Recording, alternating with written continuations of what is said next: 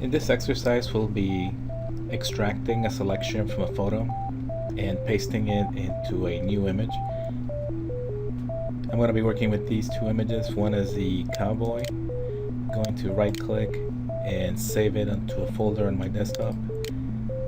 I'm going to be using the snow background. I'm going to save this link as well.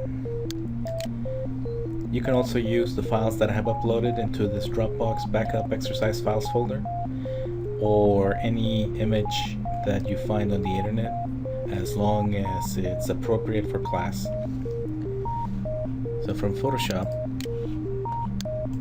we'll now open, first of all, the cowboy.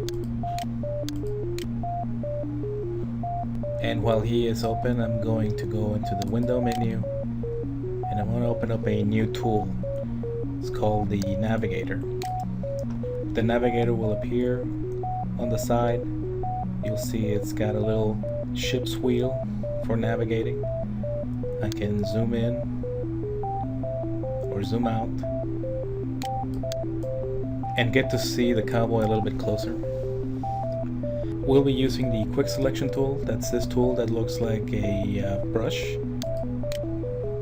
You'll see the properties tab for it up here. Right now we have a brush size of 5. Let's change that to 30. If you're already at 30, then just keep it there. And I'm going to be adding to the selection. So I'll see the plus sign. If I were subtracting, I would see the minus sign. I'm going to start from the hat. I'm going to click and it selects quickly the darker colors of the hat. I'm going to click around his head until his head is selected. I may have selected a little bit too much here. I'll come back to fix it. I'm going to keep on clicking. I don't have to individually click. I can click and drag. I am scrolling down the screen using the wheel on my mouse.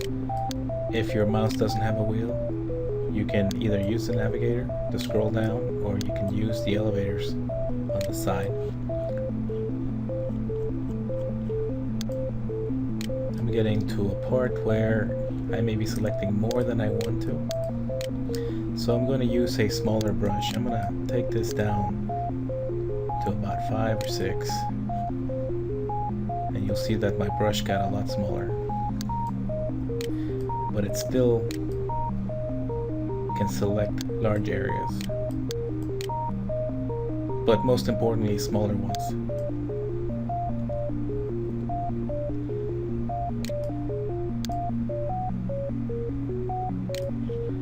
I'm going to subtract from my selections some of the grass areas that I don't need selected. Mind you, this doesn't have to be a perfect job just yet. Just keep in mind that we can always come back and fix it.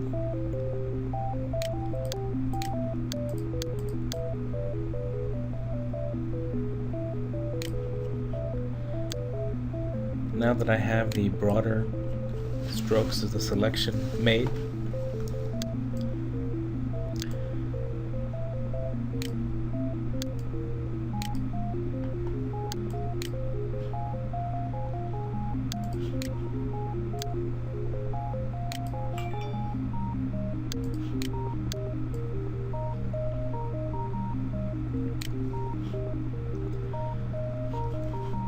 I'm going to go back and zoom out. Like I said, we can always come back and fix it. There's actually a tool that we can use right now called Refine Edge. You'll find it right here on top. It'll show you your selection. We can use a radius that is a little bit larger. We can start playing with the radius of the selection and you'll see that the cowboy will suddenly become a little bit sharper, the selection. I also selected the smart radius. I can adjust the edge. I can feather it out a little bit. I can tell it to shift the edge of the selection. There's lots of things that I can do to make this selection a lot better. I'm going to click OK to accept it. At this point I can choose to continue adding to my selection. And I'm just gonna add a couple more things.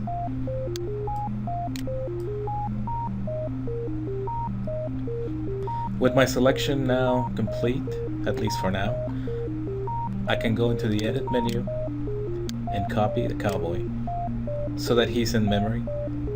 I can now open the snow background, use the edit menu, and paste what I copied. You can still see that I have some of the grass that I can just select again and remove. I'm going to switch to the move tool and move the cowboy into the scene. He doesn't really belong here, but maybe he's just lost.